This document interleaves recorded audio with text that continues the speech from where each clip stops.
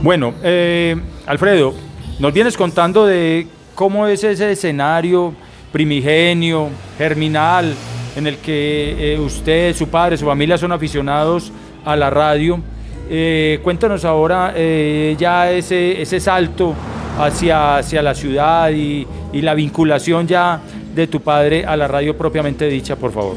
Sí, bueno, esta pregunta es muy importante porque a partir de ahí ya se empieza a crear otro esbozo de lo que yo soy como artista, ¿cierto? Y como receptor y obviamente también como heredero de la palabra, ¿cierto? Mi padre, al estar vinculado con algunas emisoras adscritas al sistema radial de Colombia que era o que fue Todelar, hay otra cosa que me permite hacer o correr un poco la cortina porque no puedo dejar de contarlo, y es que los locutores en aquella época pasaban por varios filtros y muchas veces una persona que entraba como mensajero al último terminaba como locutor, ¿cierto? O director de la misma emisora, ¿me entendés? Entonces era también ni siquiera el afán, era el compromiso que había de admirar tanto la radio que usted al último pasaba a hacer lanzadiscos. El lanzadiscos era el que colocaba los acetatos en los sistemas radiales, ¿cierto? Que imagínate, eran unas cosas grandototas, unos equipos pues monstruosos, unos artefactos, pero que eran de lujo, pero que ya con la nueva tecnología, yo no sé, estas personas cómo eran capaces de crear esto. Yo me acuerdo cuando mi papá creaba sus propios baffles con sus propios sonidos, muy inquieto, para poder tener una mejor amplitud, porque hay una cosa, compañeros, la radio fue dividida técnica o tecnológicamente en dos: en frecuencia modulada, en AM, amplitud modulada, y FM, que era amplitud modulada, que era FM, AM, amplitud modulada, y FM, frecuencia modulada.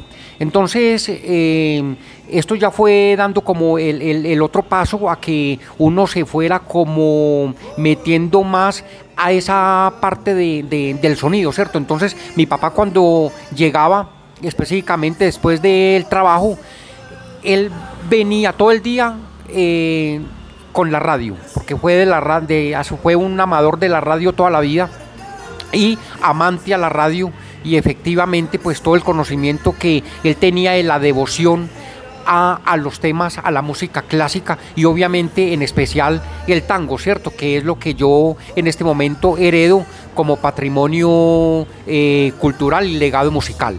Mi padre, al estar con todas estas frecuencias y de la radio, estuvo muy vinculado también en las veces que obviamente lo delegaban a él para hacerle o estar con los cantores que venían de Argentina y los entrevistaba, ¿cierto? Entonces me parece que todo ese trabajo que se hizo de tú a tú, muy merecedor, porque no solamente era las entrevistas que se hacían, sino que se les preguntaba a los maestros, ¿cierto? Que fue lo que quedó registrado también, no solamente no en el acetato, sino en las carátulas, ¿cierto?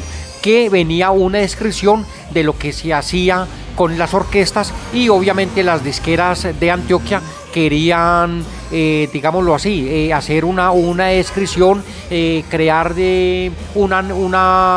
a grosso modo, sí, exactamente, como por decir algo, una de ellas que era en la mitad, antes del logo del disco, de las diferentes marcas que habían disqueras, el disco escultura. Eso era una cosa tan linda. Y siempre la colocaban pequeñita, en la palabra pequeñita, pero uno la escribía, y a mí siempre me llamaba esto la atención. Me parece que ¿Tu padre empezó siendo reportero? Sí, claro, pero ante todo, Jeffrey, un hombre escucha, muy buena escucha, porque a partir de ahí, de esa buena escucha que él tenía y desde esa impresión que le generaba como modelo otras fuentes, otras cadenas radiales, él empezó a hacer y a crear el recurso de comunicación y estableciendo una comunicación directa con otros que eran en otra categoría, otros locutores, y aparte de eso era la búsqueda y lo contrataban a él exactamente para hacer apreciaciones de radioaficionado neto, pues, exactamente, radioaficionado neto, perfecto. Ese es un radio, mi papá era un radioaficionado. Yo creo que todo este legado y todo este voltaje que nosotros hacemos desde esta producción de la memoria oral no puede desfallecer. Esto es lo que nos ha ayudado y ha sido la semilla para interpretar, para ver para seguir viendo esa otra cara, ese otro reverso, cómo comprender detalladamente la voz, la imagen y esa cosa sensorial que tenemos, que es agudizar el oído, ¿cierto? Desde esa frecuencia y ese método que fue generado por unos buenos principios, y qué mejor que papá o mamá que nos enseñaron con vigor y que nos enseñaron esa otra apreciación estética de lo que es la buena música, Jeffrey. Muy bien, entonces hay que explicarle a nuestros oyentes, que tal, con seguridad muchos ya lo sabrán, y lo dijiste, en esa época la radio era el escenario, el teatro, donde las diversas estrellas nacionales e internacionales pasaban. Claro, es que mira que ahora que me haces ese pique, exactamente, mira, la televisión colombiana es realmente joven, tiene 70 años, en cambio la radio exactamente tiene 90 años, 91 años.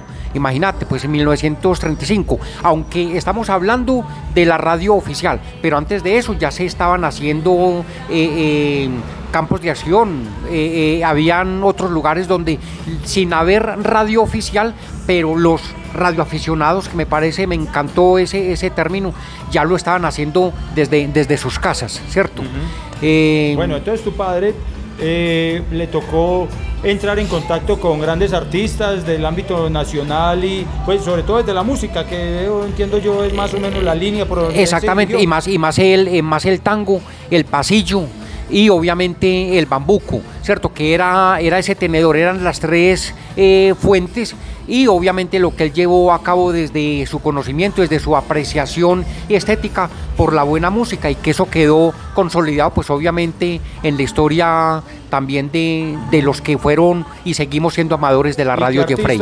¿Puedes decir que pudo él entrar en contacto para entrevistarlos o para hablar con ellos? Carlos Julio Ramírez, por ejemplo. Sí, sin duda, el hombre iba prácticamente que cuando él iba a Estados Unidos, que lo habíamos hablado la vez pasada, a Miami, que fue el lugar donde más se radicó y estuvo, pues cuando él venía aquí a Colombia, a su otra comarca que había dejado con sus contertulios y amigos, pues obviamente tenían algunos cafés específicos aquí en la ciudad de Medellín, ¿cierto? Y donde compartían los que tenían la oportunidad de irse con los que quedaban acá, pero obviamente seguían compartiendo mucho lo que era ese otro legado que se hacía desde las cartas, los telegramas, que no era virtual, sino que era impresa. Exacto. Es cierto. Y una de las cosas también muy importantes para destacar es que la radio, yo creo que fue la encargada de formar muchos escritores, ¿cierto? Aquí en Colombia, porque había dos alternas que yo me acuerdo de esto en revistas, que era la revista Selecciones, ¿cierto? Que me acuerdo que mi papá era un coleccionista de estas ediciones, y también había otra que esa llegó posterior, pero que también la conocí, y yo creo que fue el producto y la revista fue el material que también me enseñó a mí a leer y a cultivar las imágenes, y era rusa, que se llamaba, no sé, la Sputnik, que yo creo que ya no volvió tampoco. Entonces eran dos y tenían ese mismo formato. Yo creo que tanto en volumen como en calidad y formato, que era la revista Selecciones, y la Sputnik, que era rusa. Bueno, fuera de Todelar, ¿qué otras emisoras tuvo la posibilidad de tu padre de conocer? ¿O era freelance o independiente o estaba vinculado solamente a una emisora? Bueno, las otras eran la mamá de todas, que fue Radio Sutatensa, pero esa quedaba en el centro del país. Ya, pues obviamente, el vínculo ya sí era, exactamente fue con Todelar de Colombia, que era Medellín, que era, aquí quedaba prácticamente la central, Cali, Manizales, que también lo citas ahora, y obviamente algunas que repercutieron y que se abrieron de una forma masiva fue en Bogotá. Ya en la década terminando la década del 80 y empezando el 90, les cuento que empezaron a negociar, se empezaron a pesar los talones, algunas emisoras, las comerciales, las empresarias y las educativas. Entonces, unas les compraban los derechos a las otras, por decir algo, ya cuando estaba constituida Caracol, RCN, etcétera, que seguía siendo líder, la de Lorito, que era Todelar, pues imagínate, entonces les compraban derechos o programas radiales a unas y las otras los vendían, ¿cierto? Pero no eran creadas exactamente por ellos, solamente usted como emisora potente les permitía y negociaban que dieran en su emisora un programa, ¿me entendés? Desde la parte, repito, comercial y o empresarial, porque ya las educativas ya era como para otros estratos. Y entonces, ya tenían, digamos, unos financiadores o unos impulsores ya que eran las universidades. Exactamente, y hay otra cosa antes de continuar esta charla. Habían en la radio colombiana, hubo dos comunidades o dos públicos, el que dirigía